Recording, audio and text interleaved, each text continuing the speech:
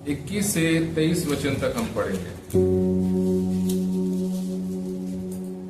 Daniel की किताब 9 अध्याय 21 से 20 से पढ़ लीजिए, 20 से 23 तक। 20 से 23 पर।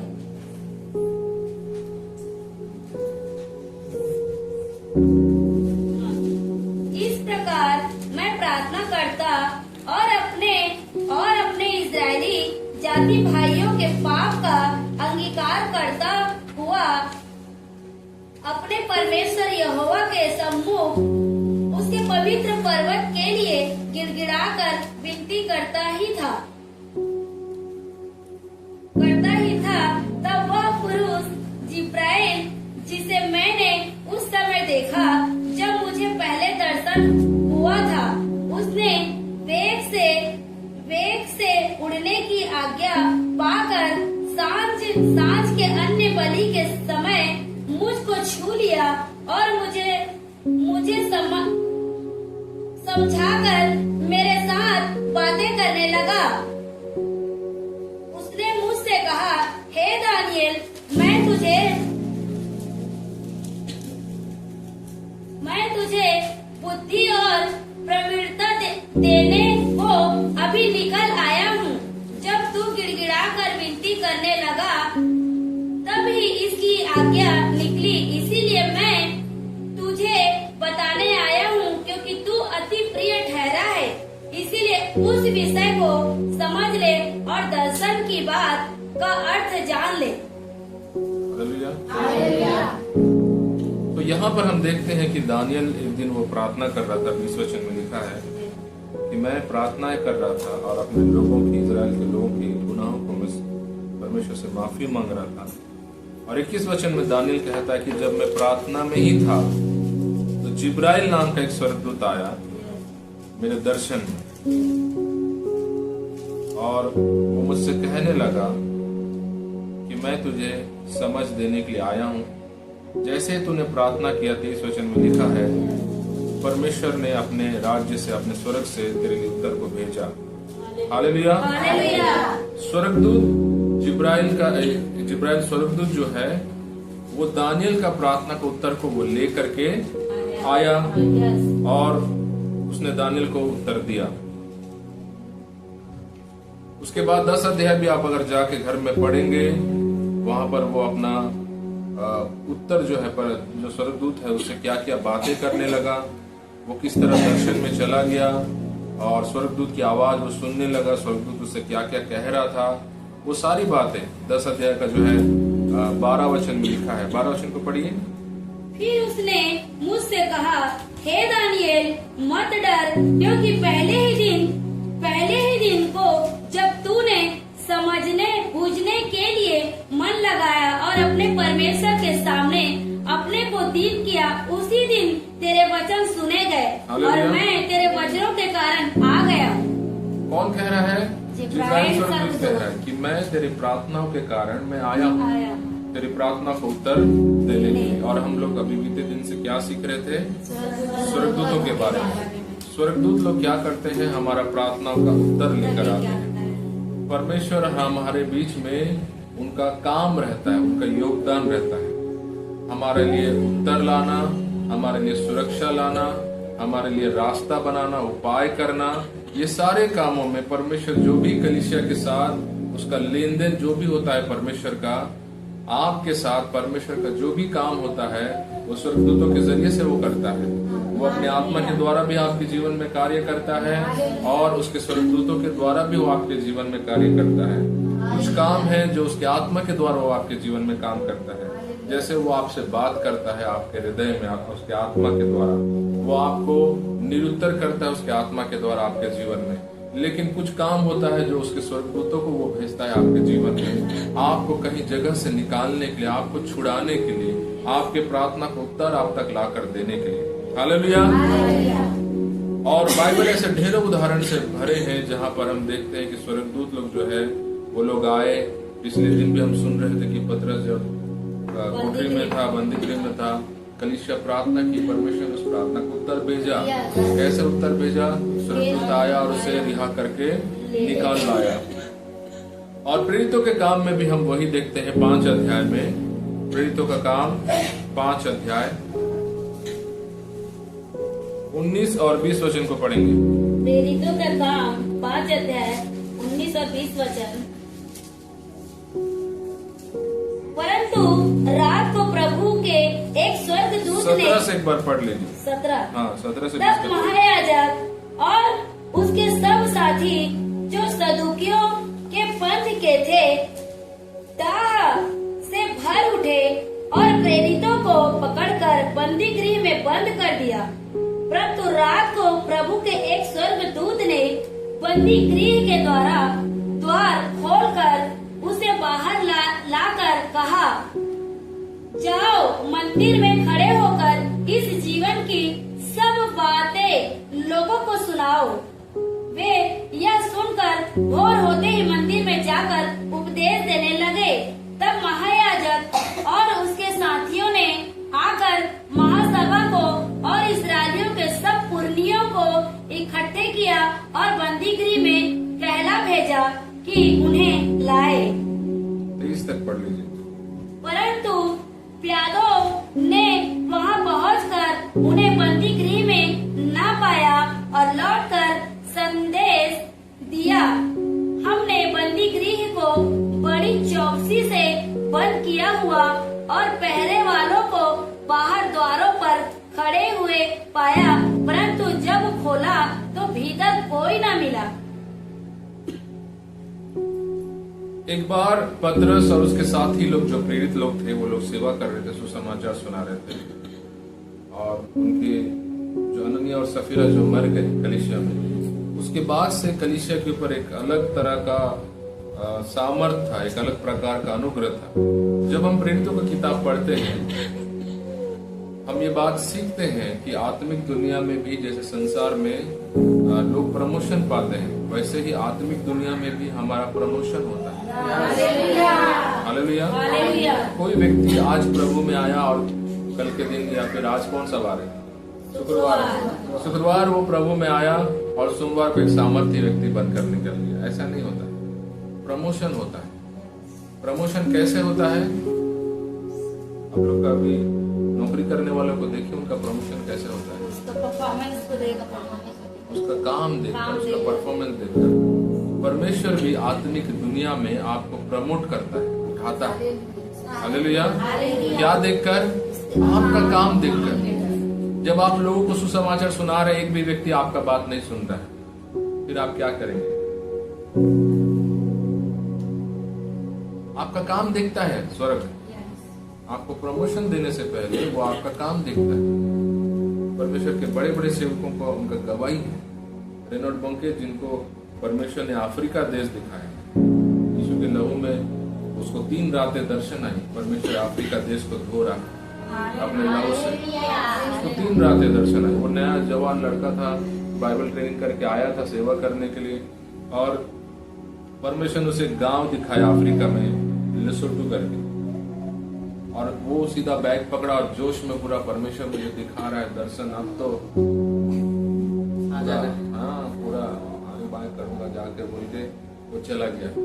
और जाकर जब सेवा करने के लिए उतर गया तो एक भी व्यक्ति उसका सुसमाचार सुन नहीं रहा। हमको नहीं चाहिए यीशु बोलना। 12 घंटे का रास्ता सफर करके वो जाता था और एक व्यक्ति भी उसका वचन कोई सुनता नहीं था। और वो गांव पूरा जंगल ही जंगल। अफ्रीका जो है बहुत पिछड़ा था, अभी बहुत डेवलप हो गया, लेकिन पहले बहुत पिछड़ा था। आदिवासी लोग, तीर से मार देने वाले लोग, वैसे लोग। और वैसे जगह में जा करके वो सेवा करने के लिए खड़ा हुआ और कई साल तक उसके सेवा में एक भी आत्मा नहीं आया। वो निराश हो गया। ये क्या दर्शन जो प्रभु मेरे को दिया, ये कहाँ से आया? ये तो पूरा ही नहीं हो रहा, ये कैसे दर्शन है? और उसके बाद आज वो प्रभु में सो गया है, लेकिन उनके बाद उसकी जो सेवकाई, आप अगर अभी भी यूट्यूब में आप देख सकते हैं, सबसे ज्यादा भीड़ उनकी सेवकाई में, लाखों। आपका नजर इतना दूर तक नहीं जाएगा। उतने बड़े बड़े मैदान हैं अफ्रीका में जहाँ लोगों को कुर्सियां नहीं, खड़े रहकर वो लोग वचन सुनते हैं। कितने घंटे पता है? 7 घंटे 8 घंटे लोग खड़े रहते हैं। आप कितने घंटे खड़े रह पाएंगे चर्च में? लोग यीशु का सुसमाचार सुनने के लिए 7-8 घंटे खड़े रहते हैं। सोचो क्या बेदारी वहां पर आई।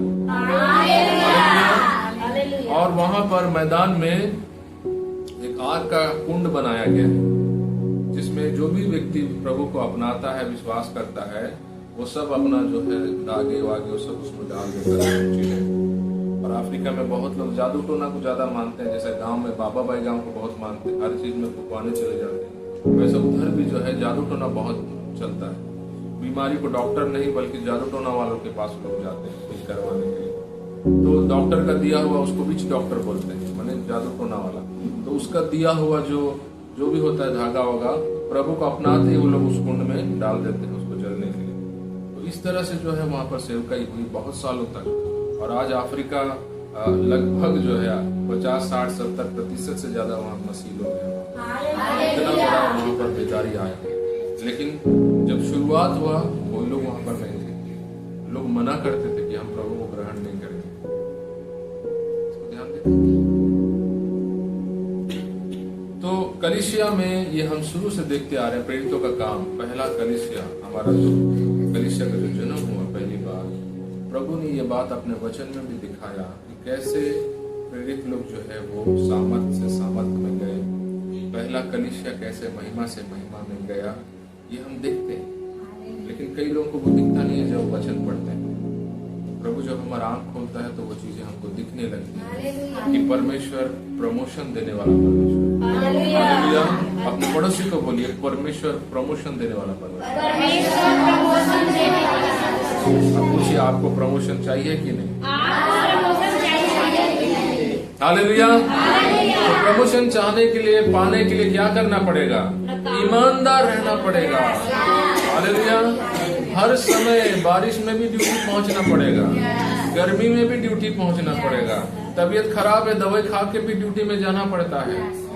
कैसे सिस्टर, मैं गलत बोल रहा हूँ?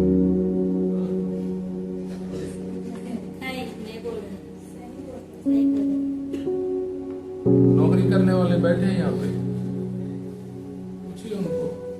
तबीयत खराब रहेगा, सब चकराता रहेगा, कैसे कैसे दीवार पकड़ के जाके ऑटो में पहुंच जाना है ड्यूटी।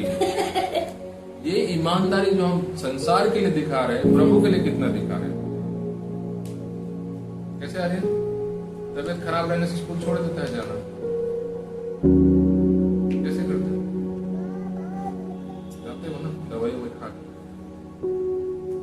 लेकिन चर्च बोलने से 1% भी अगर खांसी बचा है, चर्च नहीं जाएंगे। पूरा 100 में 100 ठीक होना तब चर्च जाएंगे। 50% बचा है, नहीं जाना है चर्च, खांसी आ रहा है, सर दर्द दे रहा है। लेकिन नौकरी है तो संसार का, स्कूल है तो, कॉलेज है तो जाना है। सिस्टर का कितना दूर है वहाँ उनका जो जाते हैं ट्रेनिंग के लिए, कॉलेज के लिए, बस पकड़ के परेशान होकर पहुंचते वहाँ। कलीसिया के लिए कितने लोग बस पकड़ के आएंगे, कितने लोग ऑटो पकड़ के जाएंगे? सुन रहे? इसीलिए लोगों में प्रमोशन नहीं आता है। प्रभु में आते समय उनका स्तर जैसा ही था, 10 साल 15 साल बीत गए, विश्वासी लोग वही स्तर में जी रहे। आज भी उनको वचन का गहराई नहीं दिखता है। वचन पढ़ते हैं तो वो प्रभु में आते समय जितना उनका प्रकाशन जैसे उनको समझ में आता था, आज भी उतना ही स्तर उतना ही है। LKG में ही है आप, पहली क्लास में ही बैठे हैं, आपका प्रमोशन नहीं हुआ, स्वर्ग से नहीं आया आप पर अनुग्रह, आपको प्रमोट नहीं हुआ, क्योंकि आपको परमेश्वर ने इतने सालों में देखा, आप विश्वास योग्य नहीं, आप ईमानदार नहीं। हालेलुया। अपने पड़ोसी को बोलिए, विश्वास योग्य बनिए, ईमानदार बनिए। जब प्रेरित लोग प्रभु में आए, जब उनका मिनिस्ट्री जब शुरू हुआ, पतरस एक अकेला व्यक्ति खड़ा होकर प्रचार किया, 3000 लोग प्रभु में आ गए, उनको पकड़ लिए, फिर उनको डराने लगे, वो लोग डर गए, डर कर फिर प्रार्थना करने लगे प्रेरितों के 4 में, प्रभु उनकी धमकियों को देख, हमको अनुग्रह दे, हमको सामर्थ दे। परमेश्वर ने उनको अभिषेक किया और उनके द्वारा बड़े बड़े काम होने लगे और आत्माएं प्रभु में आने लगी। लेकिन वो आत्माएं आना प्रभु का योजना नहीं था, परमेश्वर को उससे भी बड़ी योजना थी। और वो योजना के लिए वो लोग एक अलग स्तर में जाना जरूरी था, क्योंकि जब परमेश्वर आत्माओं को लाता है तो आपका स्तर को परमेश्वर बढ़ाना पड़ता है। आप नहीं सुने मैं क्या बोला? परमेश्वर आत्मा को लाने के लिए आपका स्तर को प्रभु को बढ़ाना पड़ता है। आप सुन रहे हैं?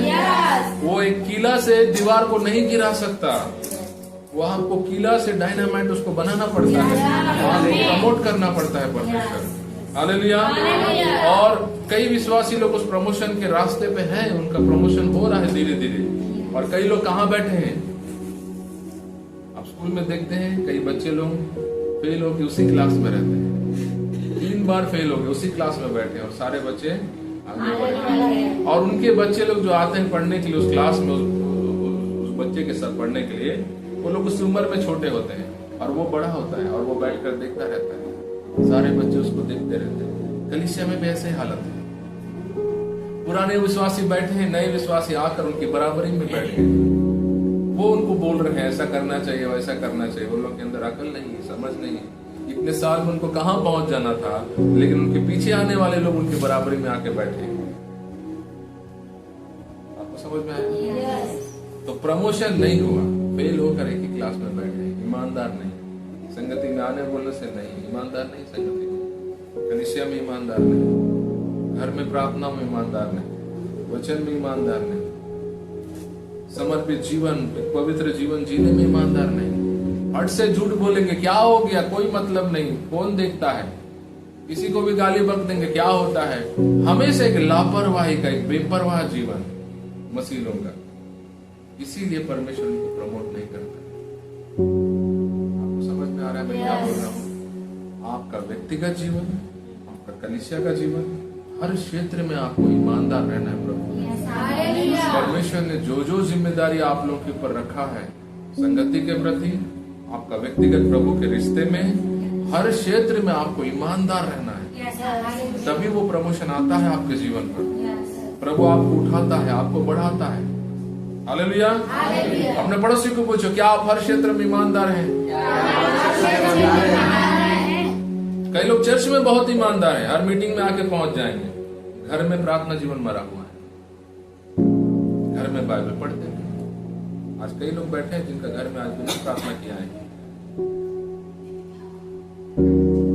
किसी करो फिर कौन बिना प्रार्थना किया है?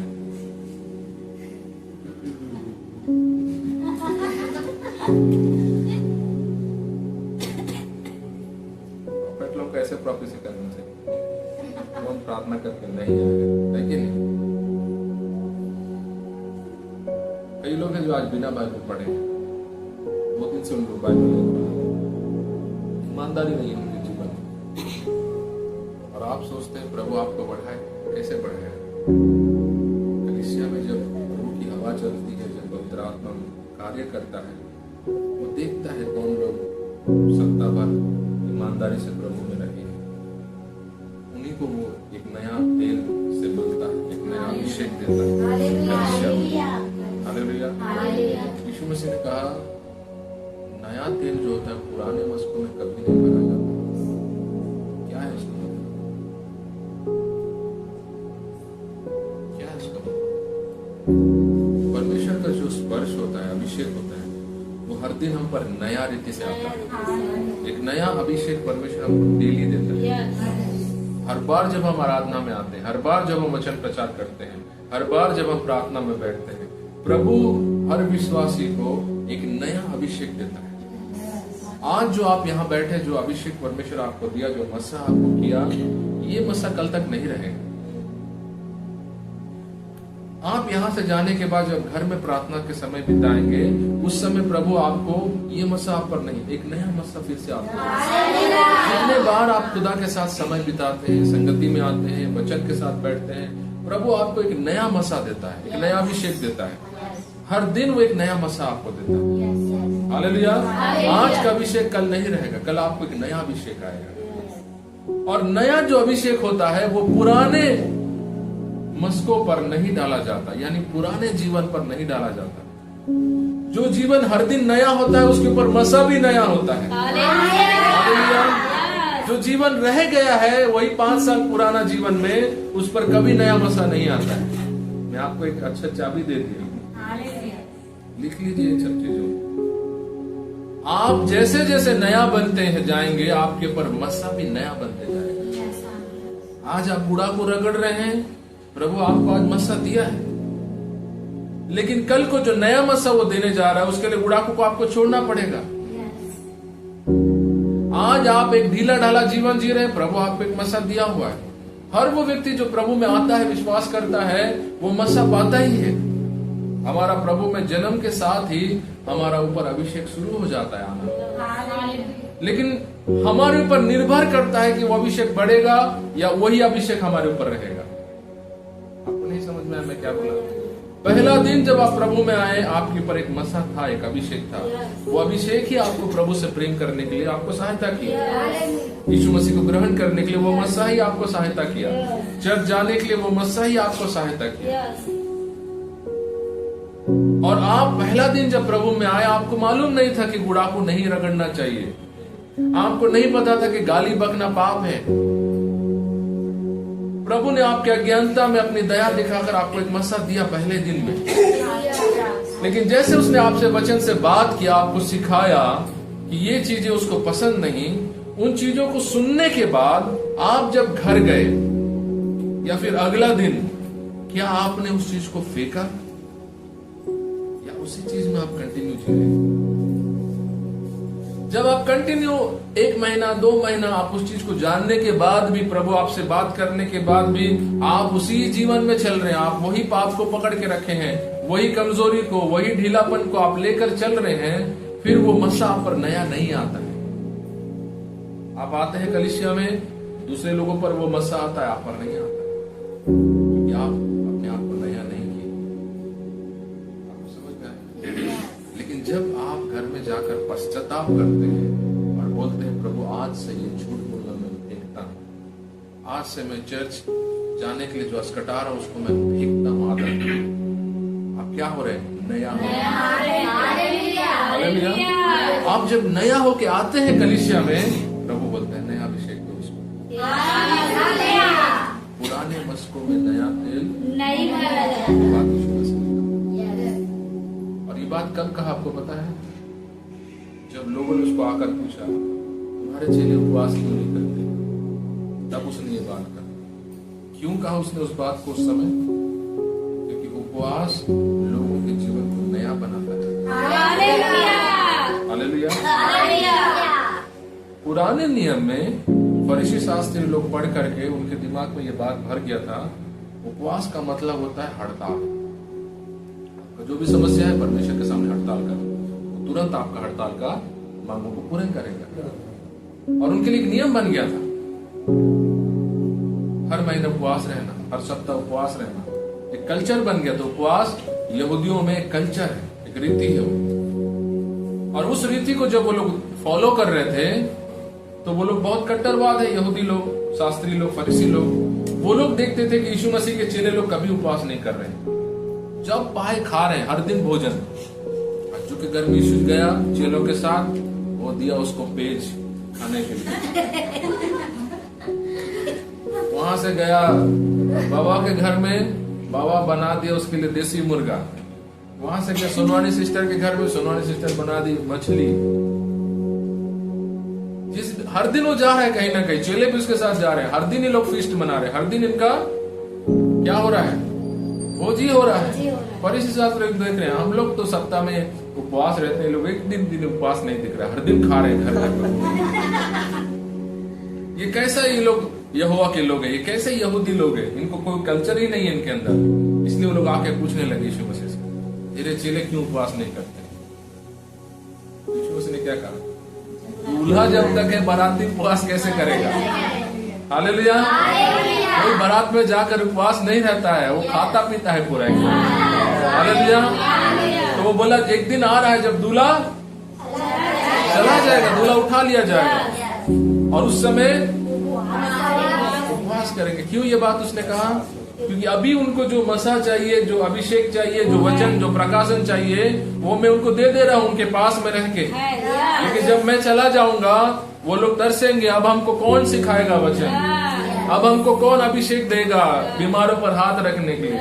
उस दिन वो लोग क्या करेंगे? उपवास में बैठेंगे। यीशु मसीह ने क्या कहा? नए तेल को पुराने मस्तों में, वो बात को उसने जोड़ के बोला उसके बाद कि वो उपवास को आपका जीवन का नया होने के साथ जोड़ रहा था। बच्चों की बात समझ में नहीं आई, जो बात आज आपको समझ में आई। वो लोग सुन करके वो लोग दिमाग उनका घूम रहा था, ये क्या क्या बोलता है। हम रिवाज के लिए पूछ रहे हैं, ये बोलता है दूल्हा बाराती, बोलता है पुराना मस्कों में नया तेल। ये क्या चीज के लिए बोल रहा है, उनको समझ में नहीं आया। आज हमको इसलिए समझ में आ रहा है क्योंकि पवित्र आत्मा है, वो बातें बता रहे हैं। हालेलुया। वो क्या बोलना चाहता था उनको नहीं समझ में आया, लेकिन मैं बता रहा हूँ उसके पीछे का क्या मतलब है, और आज हमसे बातें कर रहे हैं। हालेलुया।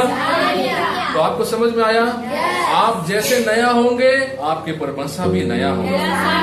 उपवास प्रार्थना परमेश्वर को नहीं बदलता है, वो आपको बदलता है। हालेलुया। उपवास परमेश्वर का मन को नहीं बदलता है, वो आपके मन को बदलता है। क्योंकि उपवास के समय आप सारा चीज छोड़ करके प्रार्थना में बैठते हो। हालेलुया। उपवास का उद्देश्य आप समझ गए? क्या है उद्देश्य? हमको बदलता है, परमेश्वर आपको नया मस्सा देता है उसके राज्य के लिए इस्तेमाल होने के लिए, आपको नया अनुग्रह देता है उसके वचन में नए नए बातों को आप देख पाने के लिए। आपका आंख को वो थोड़ा थोड़ा खोलता है, नया अनुग्रह आप पर हर बार आता है। जब भी कलीसिया उपवास करती है वो अनुग्रह में बढ़ता है, मस्सा में बढ़ता है। हालेलुया। और प्रेरितों के साथ भी हम वही देखते हैं। आप जब प्रेरितों का किताब पढ़ेंगे पहला अध्याय, आपको पता है कलीसिया को हमेशा ये किताब हमेशा पढ़ना चाहिए, वो है प्रेरितों का किताब। आप कभी भी कलीसिया कैसे होना चाहिए, विश्वासी कैसे होना चाहिए, आप जानना चाहते हैं, आप हमेशा प्रेरितों का किताब पढ़ो। जब भी आप प्रेरितों का किताब पढ़ोगे आप अपने आप को रीचेक करने जैसा होता है। आप कलीसिया कैसे ढांचा होना चाहिए, कैसे उठना बैठना होना चाहिए, क्या नियम होना चाहिए, क्या नहीं होना चाहिए, हर चीज आपको प्रेरितों की किताब में मिलती है। जब भी मेरे को डाउट आता है, कोई व्यक्ति लोग कुछ सिखाते हैं, कोई शिक्षा या कोई भी चीज, मैं प्रेरितों का काम जाके उसको पढ़ता हूँ, उस चीज को जानने के लिए कि क्या ये लोग जो बता रहे हैं क्या वो चीज होना चाहिए कलीसिया में, वहीं पर आपको उत्तर मिलेगा। हालेलुया। पहली कलीसिया जो प्रभु ने स्थापना की और वो कैसे बढ़ने लगा, सताव कैसे आया, और कलीसिया ने कैसे उपवास किया, कैसे लौ लगा के प्रार्थनाएं की, हर चीज हर टॉपिक आपको वहां मिलेगा। हालेलुया। आप देख पाएंगे कि प्रेरित लोग उपवास में बैठे, लोगों को नियुक्त करने से पहले उपवास किए उनके लिए कि प्रभु हम इनको नियुक्त करने जा रहे हैं, आप इनको अभिषेक करना। हम इनको कैसे नियुक्त करेंगे? आप नियुक्त करना है, और आप नियुक्त करने के लिए वो लोग क्या करते थे? उपवास करते। उपवास में अपने आप को समर्पण करते थे और प्रभु उनको नया मस्सा देता था, और फिर वो लोग दूसरों पर हाथ रखकर उनको नियुक्त करते। हालेलुया।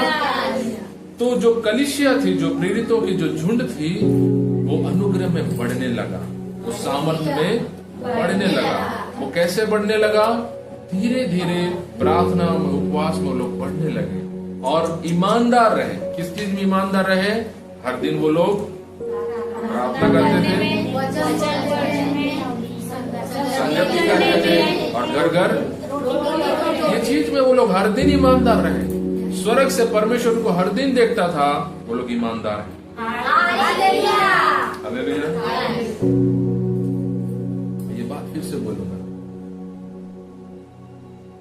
प्रभु के राज्य में कोई भी आशीष, कोई भी चंगाई, कोई भी अनुग्रह, कुछ भी जो आप पाने के लिए प्रभु से आशा कर रहे हैं, सुन रहे हैं, ध्यान से सुनिए। परमेश्वर के राज्य में कोई भी चीज जो आप पाने के लिए आशा कर रहे हैं, कुछ भी हो, तो सारी चीजें बाद में आएंगी।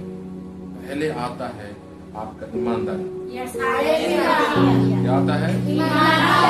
बोलिए सब मुंह खोलकर।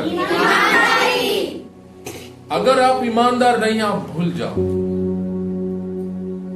सामर्थ को भूल जाओ, अभिषेक को भूल जाओ, अनुग्रह को भूल जाओ, हर चीज को भूल जाओ। मत मांगो प्रभु मेरे को ऐसा है वैसा। ईमानदार पहले बनो। अपने पड़ोसी को बोलिए पहले ईमानदार बनिए। क्या है ईमानदार बनो? हर दिन बाबा सुना ये थी, सब यहाँ देखिए क्या ईमानदारी। हर दिन आपका प्रार्थना जीवन होना है प्रभु के साथ। हर दिन उसका वचन को मनन करना है आप। हर संगति में आपको जाना है। संगति पास्टर नहीं, परमेश्वर रखा है आपके लिए। पास्टर आपको ग्रुप में नहीं बुला रहा है, पवित्र आत्मा आपको बुला रहा है। यह आंख आपका जब तक नहीं खुला आप संगति को नहीं देख पाएंगे। हर संगति में आपको पहुंचना है और हमेशा लोगों को सुसमाचार बताते रहना है। हालेलुया। चाहे लोग आपका बात सुने, आत्माएं बचाए या ना बचाए जाए, आपको सुसमाचार बताने का काम करते हैं। परमेश्वर ये 4 ईमानदारी आपके जीवन में ढूंढता है। कितनी ईमानदारी? पहला,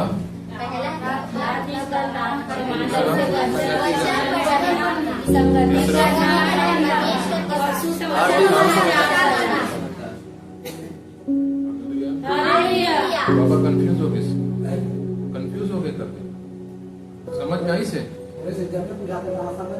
हाँ, चलिए पहला क्या है? नहीं पूछा मैं, पहला पूछा।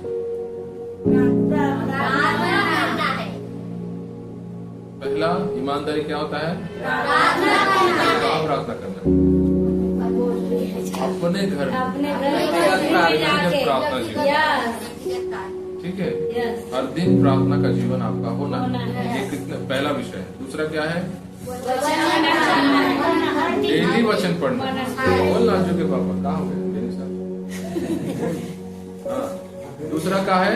कहाँ है दूसरा? सिखा थोड़ा सा। पहला क्या है? सुनाई नहीं देती तुरा आवाज।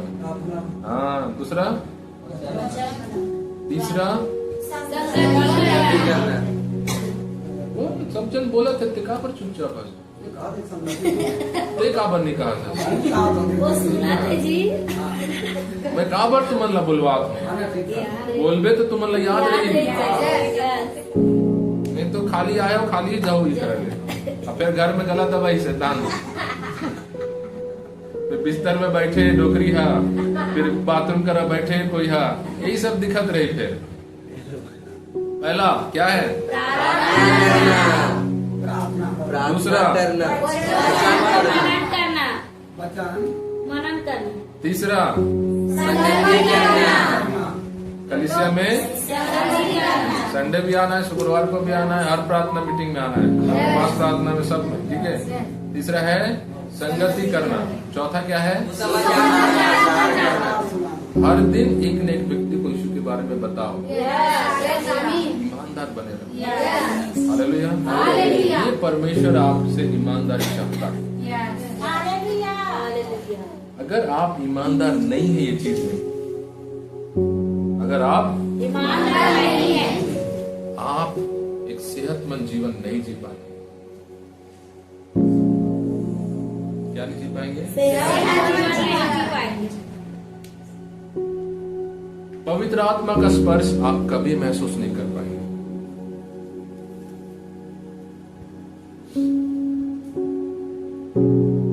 शैतान हर दिन आपके सपने में आएगा और आपको दौड़ाता रहेगा।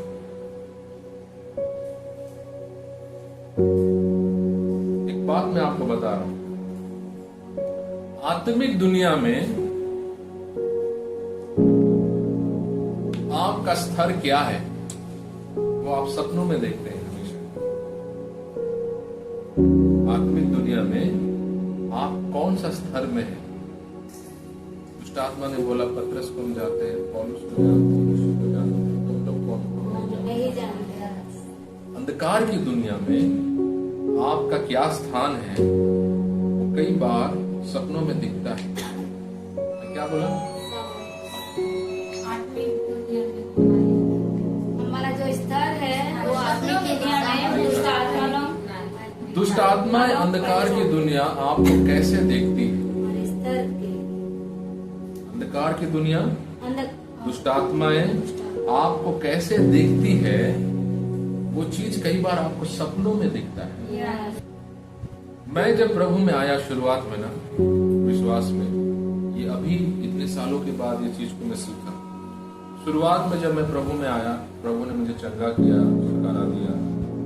और प्रभु में आने के बाद मैं सोचा कि प्रभु का अनुग्रह मुझ पर बहुत है, और था उसका अनुग्रह। लेकिन फिर भी मेरे जीवन में मैं हारा हुआ हमेशा देखता था अपने आप। कई बीमारियों के सामने, कई समस्याओं के सामने, और कई बार दुष्ट आत्माएं जब मुझ पर अटैक करती थी, जब मुझ पर वार करती थी, मैं घायल हो जाता था। और मैं हमेशा सोचता था कि प्रभु में आने के बाद मेरे ऊपर एक सुरक्षा होना चाहिए। फिर मैं इस चीज से कैसे घायल हो रहा हूं, कैसे ऐसे तरह की बीमारियां मुझे पकड़ लेती है। और रात में भी जब मैं सोता था सपनों में, ये मेरे शुरुआती दिनों की बात बता रहा हूं, शुरुआत के कुछ सालों की, दिनों की नहीं बता, साल, शुरुआत के कुछ साल तक मुझे ऐसा लगता था कि मैं प्रभु को विश्वास करके भी कुछ नहीं मिला है जैसे, जबकि मैं छुटकारा पाया था, बीमारी से निकला था, लीवर की बीमारी, प्रभु ने चंगा किया। लेकिन जो एक बाइबल में लिखा है ना, विजयवन से भी बढ़कर, जयवन से भी बढ़कर, वो जीवन नहीं था मेरा शुरुआती सालों में। और मैं हमेशा दुष्ट आत्मा को मेरे सपनों में देखता था, मेरा गला दबाते हुए, और रात के समय में मेरा मुंह से आवाज नहीं निकलता था। मैं दुष्ट आत्मा को भगाना चाहता था, लेकिन आवाज नहीं निकलता था। ऐसा लग रहा था मेरा सांस रोक दिया है, और मैं डर जाता था। और हमेशा देखता था कि कोई मुझे दौड़ा रहा है, कभी जानवर दौड़ाते हैं, कभी लोग दौड़ाते हैं, कभी कोई मार रहा है, कोई जान लेने की कोशिश कर रहा है, कभी ऊपर से कोई गिरा दे रहा है, तरह तरह के सपने इतने सालों में। कभी ऐसा सपना बोला नहीं है इस तरह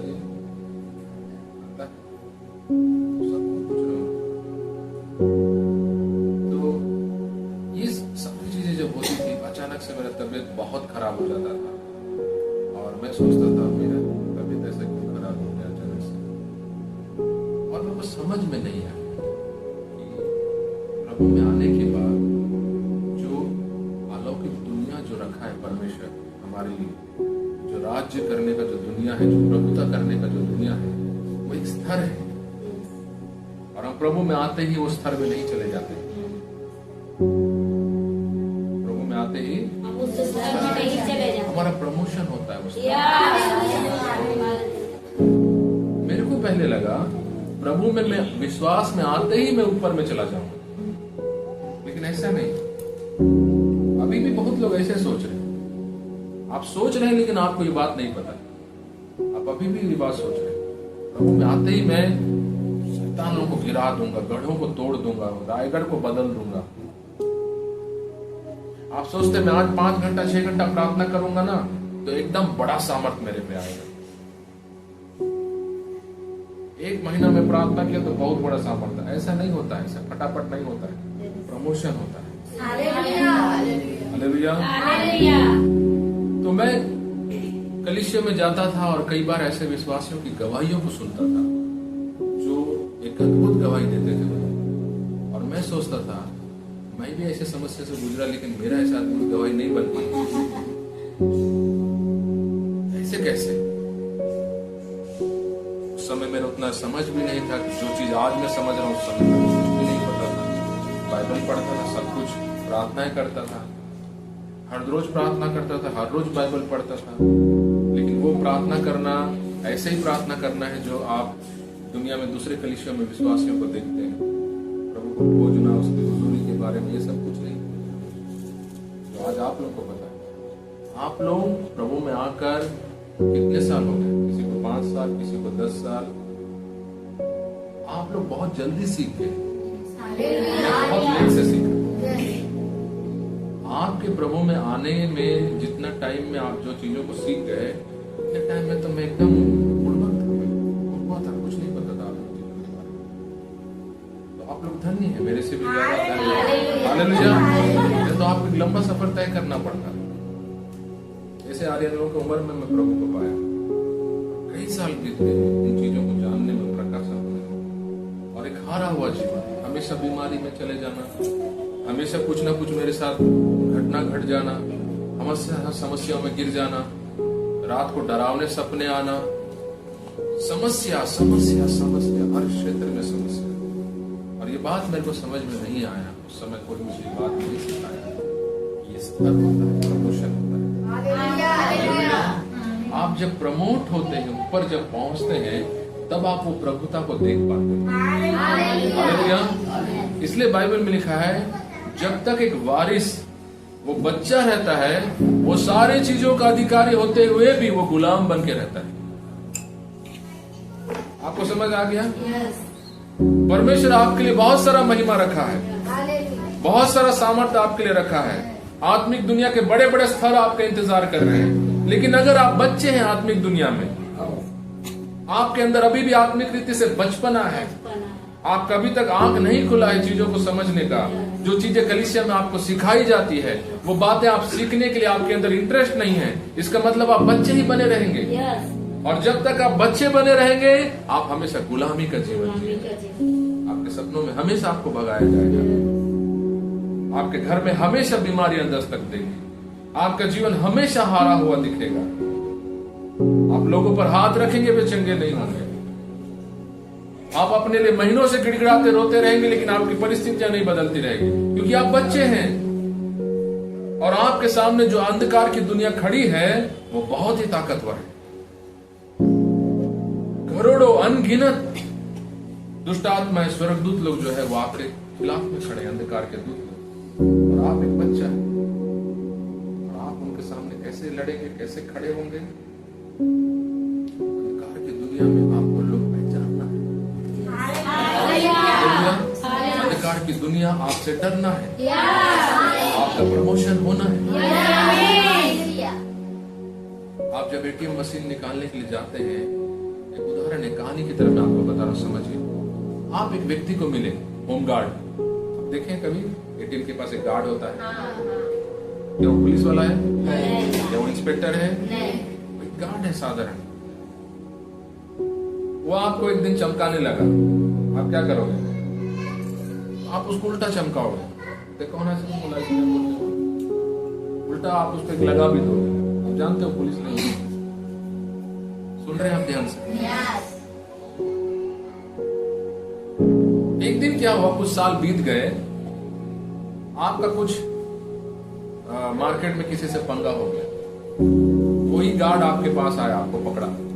इस बार वो क्या बन गया था? हवलदार बन गया था, पुलिस का। कोई स्टार नहीं लगा उसका, सिर्फ सादा यूनिफॉर्म पर। आपको पकड़ के झिड़कने लगा, उसको देख के पहचान गए, तो वही था जो पहले काम करते थे एटीएम में। उस दिन उसको चमकाया था, आज क्या खाकी वर्दी पहन लिया तो ये पावरफुल हो गया क्या? तो कुछ स्टार वार नहीं है, तो साधारण हवलदार है। आप उसको चमकाने लगे, मारा तो लपीठा चल मला छोड़ करके आप उसको डराने लगे। जैसे तैसे करके आप वहां से निकल गए।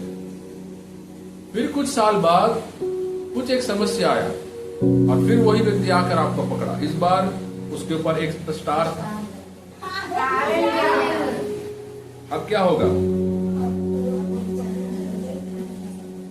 कुछ साल बाद और कुछ पंगा हुआ। इस बार वो आया, उसके ऊपर में तलवार ऐसे लगा हुआ ऐसे। अब तो डरेगा ही। तो एटीएम में जब आप उससे बात किए, अब जब उसके ऊपर तलवार का निशान जो लगा है, अब आपका बात कैसा होगा उसके सामने? उसको दूर से ही सलाम सर। अब समझ गए क्या हुआ?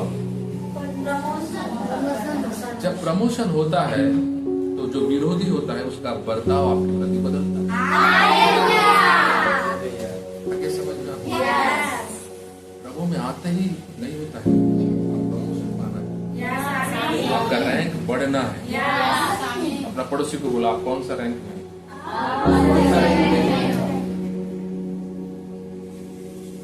कई बार आपका जो रैंक है ना, आपके सपनों में, आपके दर्शन में आपको दिखता है वो रैंक। कुछ साल बीतने के बाद प्रभु में जब मैं बढ़ने लगा, प्रभु में ईमानदारी के साथ, उसके वचन में, प्रार्थना में, संगति में, मैं हर संगति में जाता था, सेवकाई में जाता था, लोगों को सुसमाचार बताने के लिए, जवानों को इकट्ठा करके, ईमानदार, प्रभु जो जो जिम्मेदारी दिया वचन में कलीसिया को, वो सारा काम जब मैं कर रहा था, ईमानदार बना था। कुछ साल बाद मुझे एक ऐसा सपना आया।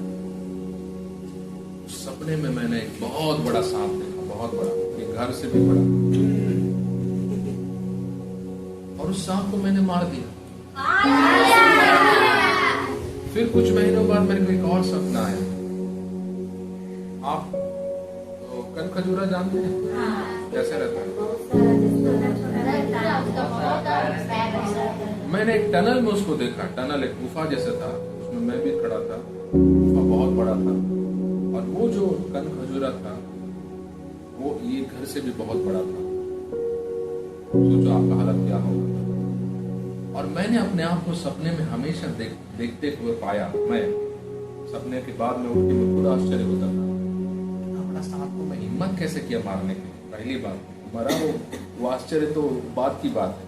सबसे बड़ा आश्चर्य ये है कि उस सांप को मैं मारने कैसे गया, इतना बड़ा सांप। मैं आपको बोलूंगा आप खड़े होकर घर को धक्का देकर घर को गिरा दो, करेंगे? एक कदम भी बढ़ाएंगे? कोई भी नहीं बढ़ाएगा। अरे हम लोग बाहर चले जाएंगे और मैं बोलूंगा जो जाओ से घर को थोड़ा धक्का देके गिरा दे, आगे बढ़ोगे धक्का दे गिराने? क्यों? मैं कैसे उसको सामना करने के लिए चला गया? इधर तो मेरे पास इतना बड़ा सांप आ जाएगा तो मैं भाग जाऊंगा। मैं कैसे किया? उतना बड़ा कन खजूरा को मैं कैसे मार दिया? और ताज्जुब की बात यह है उस पास मेरे को किए तक नहीं। ना कन खजूरा ना मेरे ऊपर झपटा, ना सांप मेरे ऊपर झपटा। तो मैं अपने जीवन में ना बदलावट को देखा। मैं हमेशा अंधकार को मारते पीटते चलते हुए दिख रहा। परमेश्वर का वचन कहता है तुम सांप बिच्छू और तो जो आप दुनिया में आपका जो स्तर होता है आत्मिक स्तर, कई बार आपको आपके सपनों में वो स्तर दिखने लगता है। तो अब आप समझिए कि जब आपको सपने आते हैं, जब आपके घर में हालात बिगड़े हुए हैं, एक बीमारी निकल रहा है, दूसरा बीमारी आ रहा है, समस्या पे समस्या चल रही है, मसीह जीवन जी रहे लेकिन फिर भी वो जयवंत नहीं दिख रहा है, आपका रैंक बहुत कम है। सुन रहे हैं? आपका रैंक आपको समझ में आ रहा है मैं क्या बोल रहा हूँ? आपका स्तर बहुत नीचे है। अगर आप जयवंत होना चाहते हैं अपना रैंक को बढ़ाओ, बढ़ो। कैसे बढ़ेंगे रैंक में? ईमानदारी। किन चीजों में ईमानदार? कितने चीजों में रहना है? क्या क्या है वो? पहला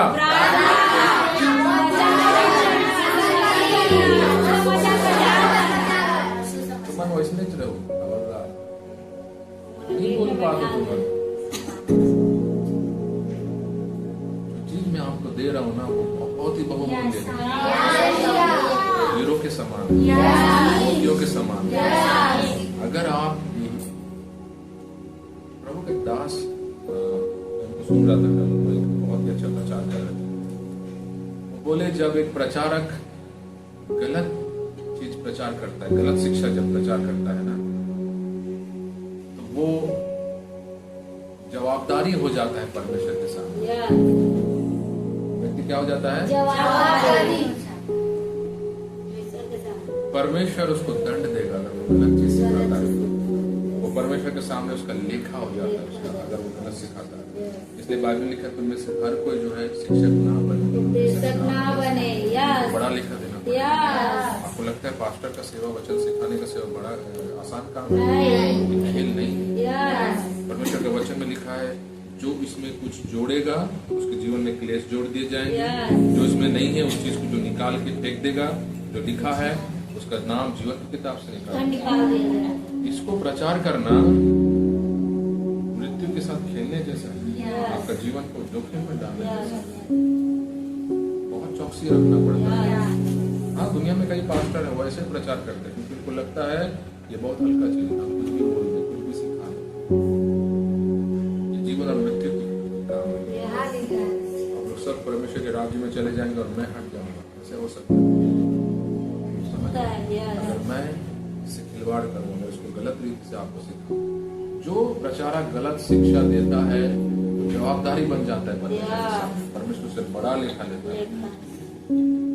लेकिन जब एक प्रचारक सही शिक्षा देता है तब कलीसिया जवाबदारी बनती है।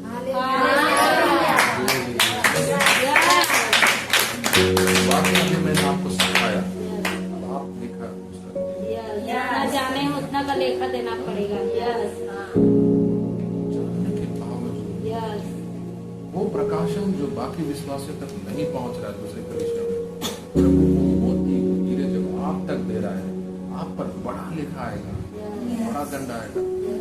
बाकी विश्वासियों से उतना प्रभु सवाल नहीं करेगा जितना आपसे करेगा।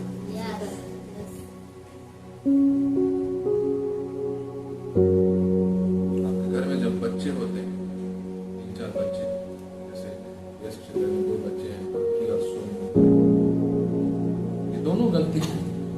माँ किसको ज्यादा डांटे? बड़ी को क्यों? समझदार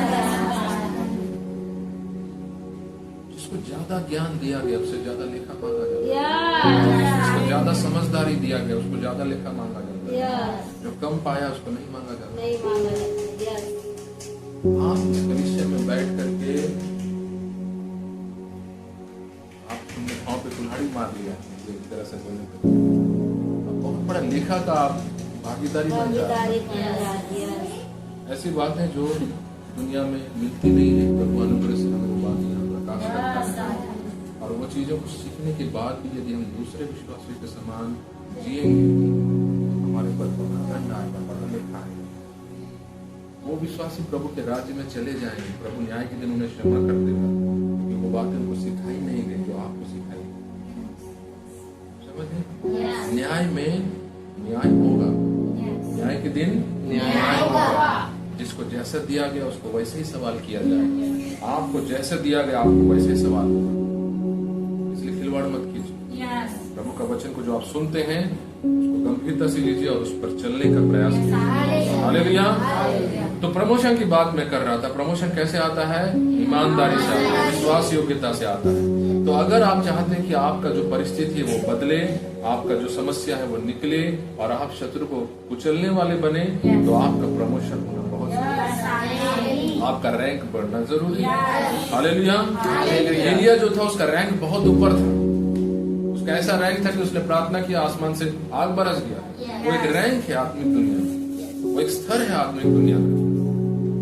आप बोलने से यहाँ से दीमक भी नहीं गिरेगा दीवार से, क्योंकि वो एक स्तर है और वो स्तर आपके लिए भी रखा गया है। अपने पड़ोसी को बोला, आपके लिए रखा गया वो स्तर। परमेश्वर किसी का पक्षपात नहीं करता। जो चीज उसने एलिया को दिया, मूसा को दिया, प्रेरितों को दिया, वो सब आपके लिए रखा गया है। हालेलुया। और आपको वो स्तर पाने के लिए आपको ईमानदार बनना पड़ेगा, विश्वास योग्य। स्वर्ग हमेशा आपको देखता है, स्वर्ग हर दिन आपको देखता है। आप कैसा जीवन जीते? 15 साल में, 10 साल में बाकी विश्वासी लोग आत्मिक ऊंचाइयों में पहुंच जाएंगे और आप वहीं रहेंगे, क्योंकि आप 10 साल से ईमानदार नहीं। पहले कलीसिया जो प्रेरितों का था वो लोग ईमानदारी में बढ़ते रहे। लिखा है वो लोग प्रेरितों की शिक्षा में लौली, प्रेरित जो भी सिखाते थे उन बातों को ग्रहण करते थे बिना सवाल किए। इस बात को लोग पूरी तरह ग्रहण करते थे कि पतरस ने हमको ये बोला, कोई करना है। लोग सीखते थे जो भी प्रेरित उनको सिखाता था, और ऐसा उन पर सामर्थ्य आया। जब आप 5 अध्याय घर में जाकर पढ़ेंगे, वहां पर लिखा है 5 अध्याय का 13 वचन में, लोग उनसे डरने लगे। बाहरी लोग, कलीसिया के लोग नहीं, बाहरी लोग डरने लगे। क्यों? क्योंकि सामर्थ का स्तर कलीसिया पर बढ़ गया था। पहले लोग उनको डराते थे, अब लोग उनसे डरने लगे, क्योंकि एनॉइंटिंग का जो स्तर है वो बढ़ गया। पहले ये लोग कांप रहे थे, डर रहे थे, प्रभु अपने हाथ को बढ़ा और काम का उनके चेतावनियों को दे। लोग उनसे डर रहे हैं, उनके सामने आने से बात कर रहे हैं, उनसे बहस करने से बात कर रहे हैं। फरीसी और शास्त्रियों ने जलन के साथ ये लोग पूरा इजराइल को ईसाई बना देंगे बोल करके जलन के साथ उनके पीछे में कूटनीति किया और उनको जेल में डाल दिया। लेकिन उनका स्तर बहुत हाई था, उनका रैंक बहुत ऊपर था। वो रैंक इतना ऊपर था कि स्वर्गदूत लोग आकर जेल से निकाले, वापस गेट को बंद कर दिया, ताला लगा दिए। वहां पर खड़े थे सब पहरे हुए, किसी को पता नहीं चला। उनको बोले तुमको जाना है और चौराहे पर खड़े होकर प्रचार करना है। और ये लोग निकले और आकर प्रचार कर रहे थे। लगे। और यहाँ पर फरीसी शास्त्री बोल रहे हैं चलो उन लोगों को लेके आओ, हम लोग उनका फैसला करेंगे। सैनिक लोग गए उनको लाने के लिए, देख रहे हैं जेल बंद है, ताला अंदर से लगा हुआ है, लेकिन कैदी नहीं है अंदर। कहाँ गए ये प्रेरित लोग? गार्ड लोगों को पूछ रहे हैं कहाँ गए अंदर के लोग? वो लोग भी देख रहे हैं कहाँ चले गए लोग, सावधानी से हम लोग रखते थे। गायब कैसे हो गए अंदर से? फिर किसी ने बताया अरे वो लोग तो वहां पे चौक पे खड़े होकर प्रचार कर रहे हैं। कैसे हुआ? ये रैंक है ऊपर। हालेलुया। एक अलग स्तर है। फिलिपुस के बारे में आप जानते हैं? फिलिपुस प्रचार करके सेवा करके निकला था और बाइबल में लिखा है खोजा एक रथ पर जा रहा था और लिखा है आत्मा ने फिलिपुस को खोजा के पास ले गया। खोजा कहाँ था? फिलिपुस कहाँ था पता? फिलिपुस स्थानांतरण हुआ उसका। स्थानांतरण आप समझ रहे हैं? एक जगह से गायब होकर दूसरा जगह चला गया। वो जिस जगह था वहां से वो गायब होकर वो उस रथ के पास प्रकट हुआ जिसमें खोजा बैठा। ये स्थानांतरण जो है ये आत्मिक दुनिया का स्तर है। हालेलुया। लिखा है वो एक जगह सेवा कर रहा था, लोगों को समाचार सुना रहा था और एक पल में वो खोजा के पास चला गया। वो अध्याय पढ़ गया। कैसे वहां पहुंच गया? उसके पास कोई बाइक नहीं, कोई साइकिल नहीं, रथ में जा रहा है, खोजा रथों का जमाना था।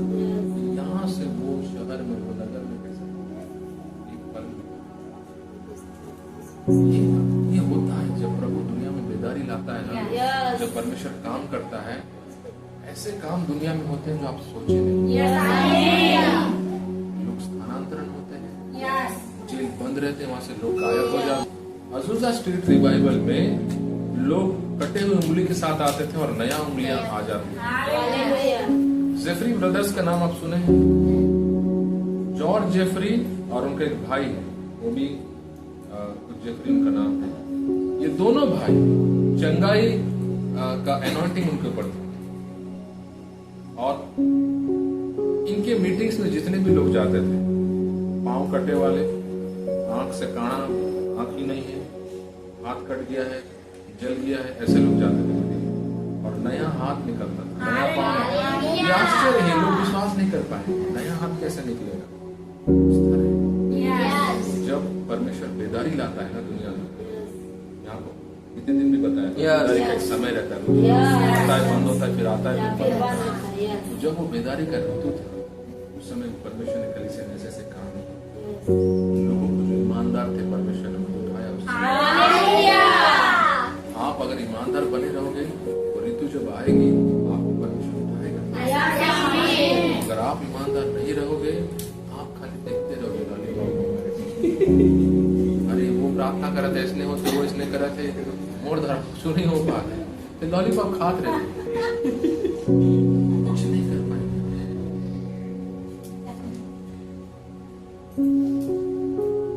तो जेफरी ब्रदर्स के द्वारा इतने बड़े बड़े काम होते थे। आज भी इतिहास, मसीह इतिहास है, आप उनके मीटिंग्स जो अटेंड किए गए विश्वासी लोग, आज भी उनकी गवाहियां हैं सोशल मीडिया पर, उन्होंने अपनी आंखों से देखा। वो किताबें हैं जो लिखी गई उस समय में, कैसे कैसे अद्भुत काम परमेश्वर ने किया उस समय। और वो काम एक बड़ा बेदारी को लाया, अन्य जाति लोग परमेश्वर के राज्य में। परमेश्वर ऐसे लाता है, अचानक से भीड़ घुसता है। हालेलुया। और वही जेफरी ब्रदर्स में से एक भाई जॉर्ज जेफरी, जिसने रेनॉल्ड मोंटे की प्रार्थना की, उसको अभिषेक किया। रेनॉल्ड मोंटे जब कॉलेज से आया, मेरे घर बाइबल कॉलेज से, और उनका टीम जब वो बस में आ रहे थे, परमेश्वर की आत्मा ने उसकी अगुवाई की और एक जगह वो बस जब रुका वो उतरा और जाकर वो घर को देख रहा है तो उस घर पर जॉर्ज जेफरी करके नाम लिख रहा है। उसको पता नहीं, उसने सुना था जॉर्ज जेफरी का नाम, जो बहुत साल पहले दुनिया में था, उसके आने के पहले, उस समय पैदा भी नहीं हुआ। तो उसने बोला जॉर्ज जेफरी का घर नहीं, वो व्यक्ति जिसके द्वारा परमेश्वर ने इतनी बड़ी बड़ी बेदारियां लाई। बोला मैं जाऊंगा इनसे मिलने। और जब उनका दरवाजा खटखटाया, एक डोकरी आई और उसको भगा दी, जा जा जा, यहाँ कोई डोकरी ऊपर से तरह नहीं। ऊपर से एक आवाज आया डोकरा का, उसको अंदर आने दे बोला। ये गया अंदर, जाने के बाद जॉर्ज जेफरी आया, आकर 2 मिनट उससे मुलाकात किया, उसके हाथ पर, उसके सर पर हाथ रखा और प्रार्थना किया और कुछ बात नहीं किया। उसके बाद वो चला गया जॉर्ज जेफरी अपने कमरे में वापस, और रेनॉल्ड मॉन्क आ गया वापस अपने घर। और अगले दिन खबर मिला कि जॉर्ज जेफरी चला गया, प्रभु में सो गया, गुजर गया। और वही अनुग्रह जो उसने उस पर रखा, प्रार्थना की, रेनॉल्ड मॉन्क का बड़ा मिनिस्ट्री खड़ा हो।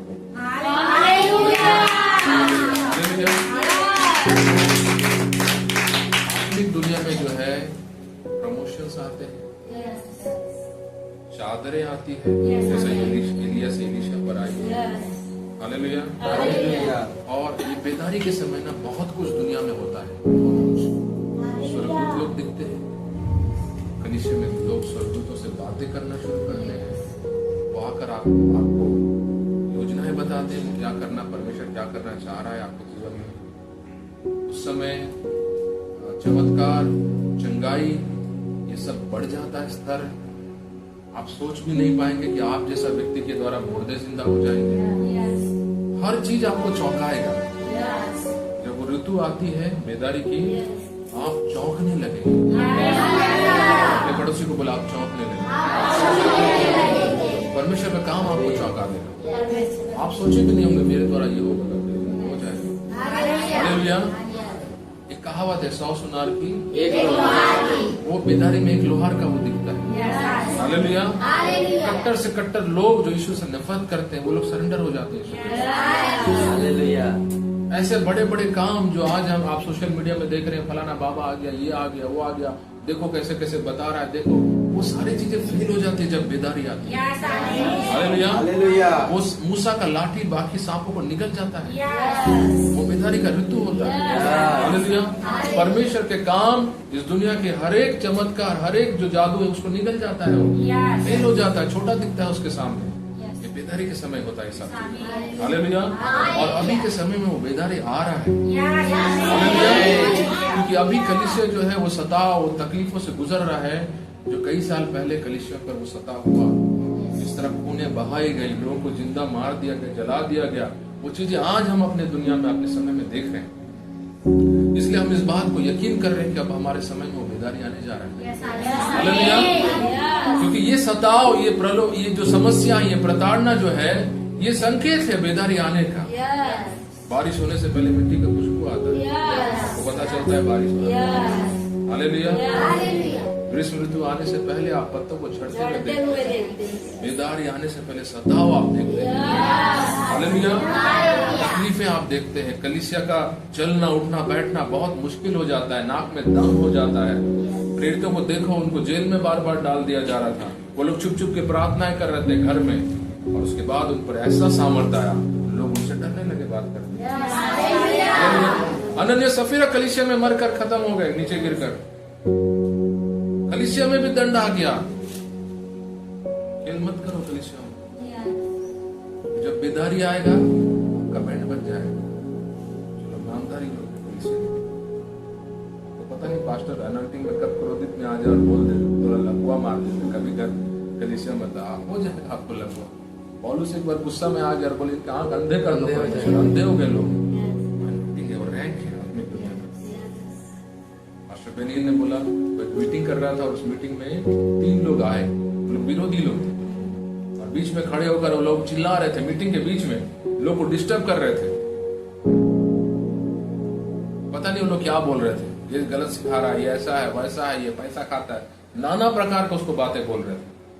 और जो वॉलंटियर थे उनको शांत करा रहे, बैठो भाई, मीटिंग हो रहा है, डिस्टर्ब मत करो। वो सुन ही नहीं रहे, वो बार बार खड़े हो रहे हैं और मीटिंग को डिस्टर्ब कर रहे हैं। और वो पास्टर बेनियल बोल रहे थे, मैंने कभी जीवन में ऐसा कभी किसी को श्राप नहीं दिया, लेकिन पहली बार मैंने अपने माइक ऑफ किया और मैंने तीनों को श्राप दे दिया।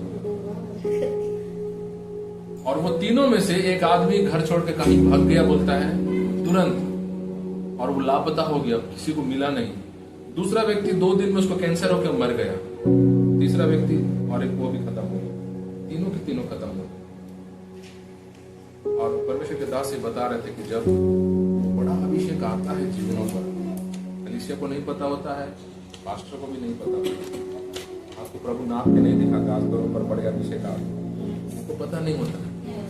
लेकिन अगर आप मूर्ख हैं और आप अगर उस समय में अगर कुछ गड़बड़ी कर दी, परमेश्वर का दास यदि आपको कुछ बोल दिया, बैंड बज जाए।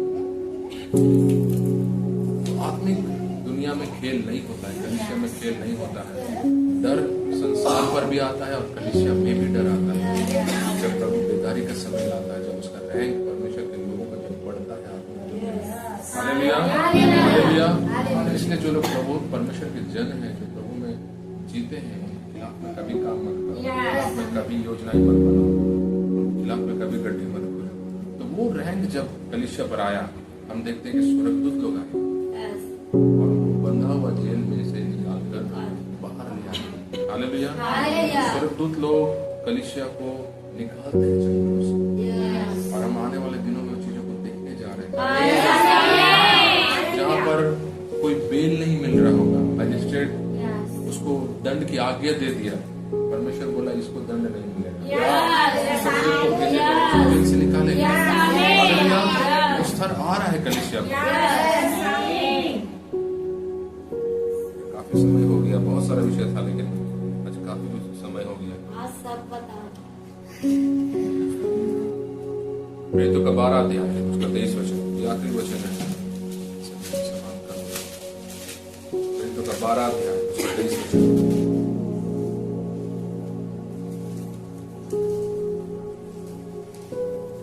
पढ़िए जल्दी जल्दी। उसी क्षण प्रभु के एक स्वर्गदूत ने तुरंत उसे मारा, क्योंकि उसने परमेश्वर की महिमा न दी, और वो कीड़े पड़ के मर गया। कौन था वो? हेरोदेस राजा, दुष्ट व्यक्ति, उसने याकूब का सर कटवा दिया। जब उसका समय था, उसने जो करना किया। लेकिन जब कलीसिया रैंक में आ गया, जब कलीसिया रैंक में आ गया, लिखा है हेरोदेस को एक स्वर्गदूत ने आकर क्या किया? मारा,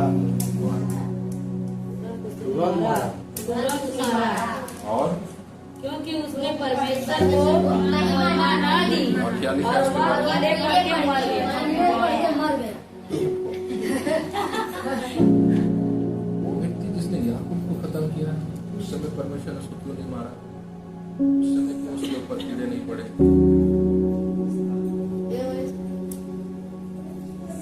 उस समय कलीसिया अलग रैंक में था, कलीसिया अलग रैंक में।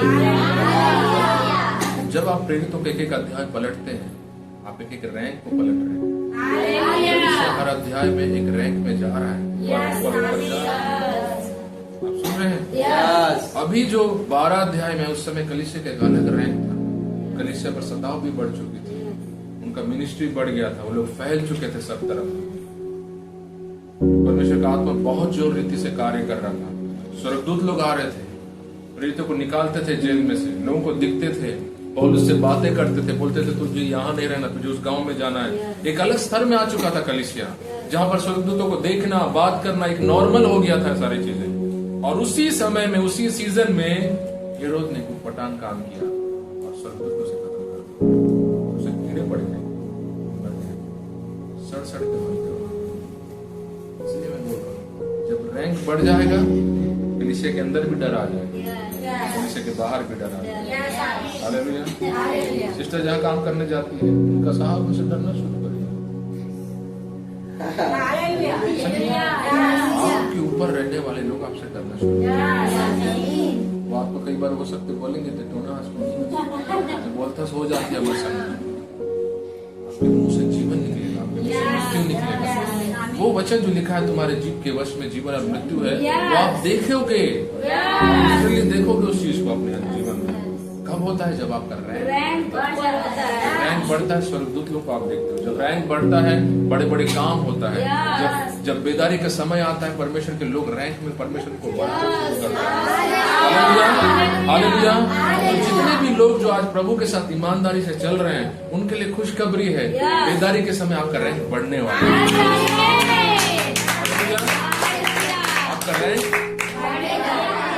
परमेश्वर का वचन कहता है अच्छे काम करने में ईमानदार पर विश्वास योग्य बने रहो, क्योंकि तुम सही समय पर उसका फल काटोगे।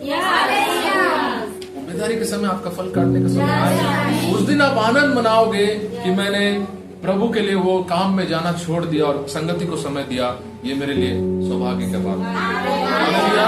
आज जितना भी आप प्रभु के लिए समय देने की वजह से जो चीजों का नुकसान उठा रहे हो, उस दिन वो सारा नुकसान के लिए आप आनंद मनाओगे। आपको समझ में आ गया मैं क्या बोल रहा हूँ? हर चीज उस दिन, आज जो आप दुख महसूस कर रहे हो कि मैं चर्च आ गया दुकान बंद कर, मैं चर्च आ गया मैं काम छोड़कर, मैं स्कूल छोड़कर, मैं इधर परिवार को छोड़कर, हर चीज का उस दिन जो भरपाई होगा, आप खुश हो जाएंगे।